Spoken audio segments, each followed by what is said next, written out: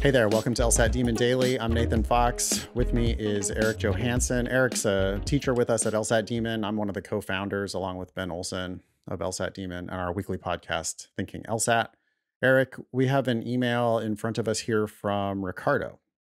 Ricardo says, I hope all is well. I'm a Demon subscriber and have been studying for one quality hour almost daily for the past month, and I have been struggling with level 3 and 4 LR and RC questions. Sometimes I'll get level 5 correct. Why do you think I'm stuck on this plateau? I love the Demon, and I hope to hear from you soon. Thanks, Ricardo. Thanks, Ricardo. A small misreading can turn a level 2 or level 1 question into a hard question. Actually understanding what you're reading can turn a level 5 question into a very easy question. So it's not surprising at all. And in fact, I would be surprised if it were the opposite. Pretty much everybody is going to get some easier ones wrong and get some harder ones right because of the way they approached that question in that moment. Yeah. Yeah, the fact that you sometimes get level 5 questions correct is not surprising. It doesn't mean that you should always be getting level 3 and level 4 questions correct. Well, you should if you're doing the test our way and you're approaching these correctly. But yeah, if this was a paradox question in LR, no great surprise here. We just struggle with different things on different days. As far as the plateau goes, do you even see a plateau here, Nathan? No. There's no evidence here of a plateau. This is one data point. This is what's happening now. I'm getting some of the easier ones wrong and I'm getting some of the harder ones right. That's not a plateau. That's just where you're at. Yeah. A plateau would be if you hadn't been making any improvement. And if you aren't making improvement, then we should talk because there might be something broken in your review process. Studying for one quality hour almost daily. Yeah, for we the don't know what past that month. means. So almost daily, that might be 4 days a week. Maybe an hour is 35 minutes sometimes. And anyway, Ricardo's only been around for a month. Yeah. So in a month, it's not possible to reach a plateau. I think you're doing fine. Absolutely. Maybe you saw some initial improvement from getting all the level 1s and level 2s correct, and you learned the basics of what this test is, so you felt like you made some immediate improvement, and now you have reached, on these level 3s and level 4s, your ability level, and that is what you're working on now. But yeah, you don't get to claim plateau until it's been a lot longer.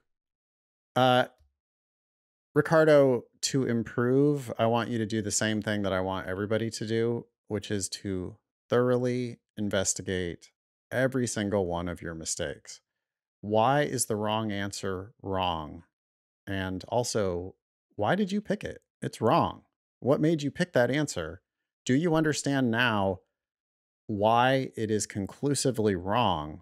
And frequently, they're wrong for multiple reasons. So, be serious about confronting, don't just go do another section or whatever. Don't just start doing another question.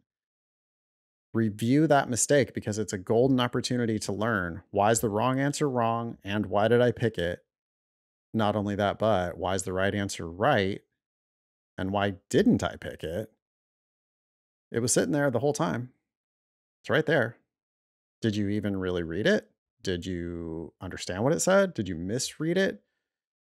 Did you get scared off because of one word that it really isn't enough to make it conclusively wrong? And frequently it's like, well, if you would have eliminated all 4 other answers, you would have been able to come back around to this and realize, oh, wait, okay, so I was scared by that, but just a synonym. I can't pick any other answer. Sure, that's close enough. You reinterpret it and you see how it was meant to be correct. But that review, Ricardo, that might take 15 minutes of your one quality hour.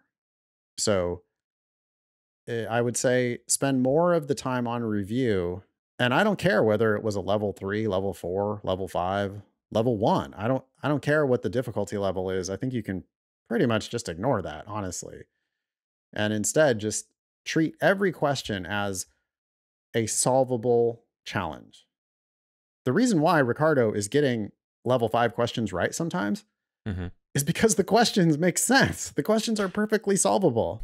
Yeah, I mean, we have statistics inside of LSAT Demon to show how many people pick which answer choice, and it is extremely rare, even on the level 5 questions, at least as far as I've seen. It's extremely rare that any question has an incorrect answer choice that gets the most picks. Yeah. Pretty much all the time, even on the level 5 questions, the most popular answer is the correct one. Yeah. So if you so there is not an excuse for picking those wrong ones, because lots and lots of people see those, and it's still most popular to pick the correct answer, even on the really tough ones. Yeah. I want you to solve them.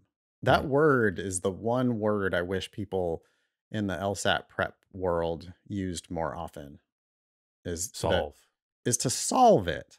You know, and that's people loved the logic games. Is the people who loved the logic games loved the logic games.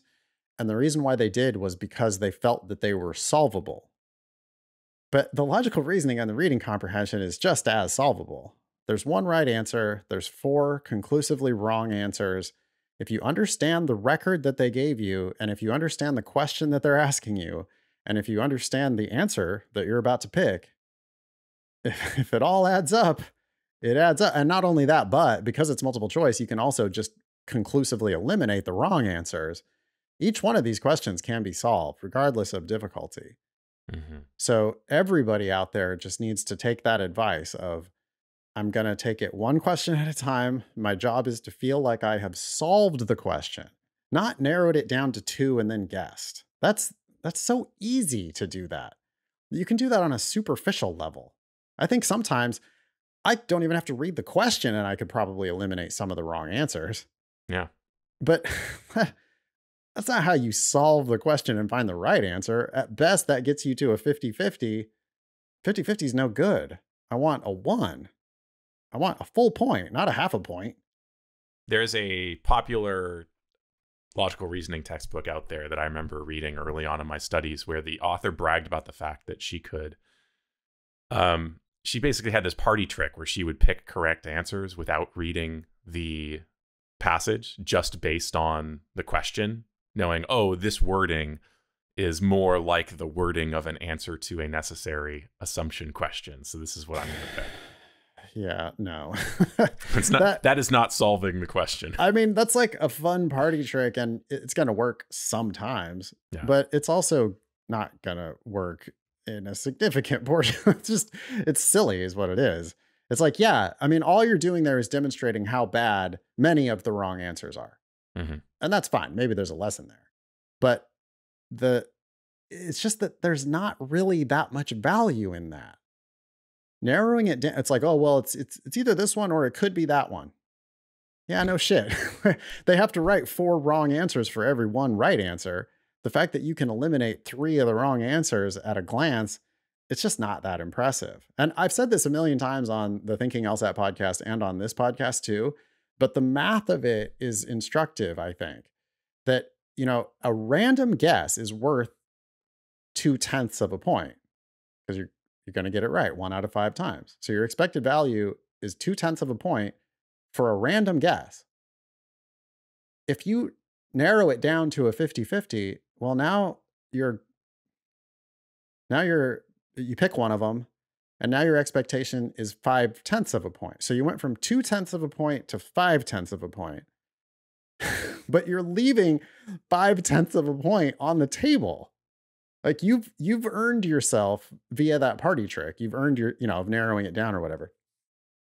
Because the Princeton Review guys say this too, right? On that horrible Malcolm Gladwell podcast about the LSAT. I can never bring myself to listen to that. It's so bad. But the founders of the famous Princeton Review, as Gladwell put it, he's talking to these guys and they're telling him, I laughed out loud. Like, I can't believe how stupid this is. they were telling him, oh, yeah, nobody has time to actually comprehend the passages on reading comp. So the strategy is you need to narrow it down to a 50-50 and then guess. And I'm like screaming to myself as I'm on a hike or whatever, listening to this podcast, just going, okay, great. So you've taken yourself from 0.2 of a point to 0.5 of a point via narrowing it down to 2. Yeah. Would you like to take it from 0.5 of a point to a full point? Because that's worth twice as much as just narrowing it down to 2. Mm-hmm. Or almost twice as much as narrowing it down to 2. Yeah. Did Malcolm Gladwell ever take a practice LSAT for He that did. episode? He did. He did. Okay. He and his assistant took a practice test, and it sounds pretty obvious that his assistant did better than him on the practice test, and he was like reluctant to admit it. Yeah. But he went in with the conclusion. His conclusion in advance was basically the LSAT is bogus. Why do we give this timed test to people? It's not possible. It's not fair. And then he just did all of his reporting to like try to support that conclusion. Because I mean, of course, when he gets the Princeton Review guys to say, oh, nobody has time to actually comprehend the reading comprehension, then it makes the test look absurd. Unfortunately, it's just a flaw. It's a false premise to begin with, because many people end up scoring perfectly on a time section of RC. Yeah. So what are you talking about? Yeah, Gladwell seems like I mean, he really seems like a dilettante, right? He just like flits around from topic to topic and scratches the surface and thinks, I'm smart and I've done a little bit of research into this, therefore my opinion is correct. Right. I had always heard that content area experts hate Malcolm Gladwell. And I didn't understand why until he released, I used to love that podcast. And then he released a podcast about my subject matter area of expertise. And listening to it as an LSAT expert, there was like not one right thing in the entire podcast. It was just, and he did 2 episodes on it. And it was just nothing but, you're wrong about that. You're wrong about that. You're wrong about this other thing. And so now it's like, oh, I see what Gladwell's doing. He's like a provocateur. He likes to come up with these, you know, like big claims. And then he's just not a reporter. It's like he's an opinion columnist and he's just going to go get some quotes or whatever that support his dumb thesis. He's not doing actual science. He's not actually learning anything. Well, he's a storyteller and he's a very good writer and a very good storyteller. Agreed. So I think he develops the story that he wants to tell. Right. And then, you know, can play fast and loose with the facts because they don't fit nicely into his story or they don't write as well. Just don't read Gladwell and think that he's reaching conclusions that are based on actual reporting. It's like he's not learning anything. He's decided how he wants it to go. Seems to be the case. Yeah. Yeah. I can't, it's unbelievable how fast I switched because I used to love, like, read all his books. In fact, I still read his books because they're good. They're just like well written. Oh, let's see what Gladwell has to say about this. But now that he has covered my area so poorly, now it's like, oh, wow. Okay. So there's going to be like 10 grains of salt for every single Can never thing trust him again. No. Yeah. Sorry, Malcolm. You lost me. That's fine. He's got plenty of other readers. He does. Thanks, Ricardo. Email daily@lsatdemon.com if you'd like to ask us a question or share some LSAT or law school admissions news. Thanks for listening.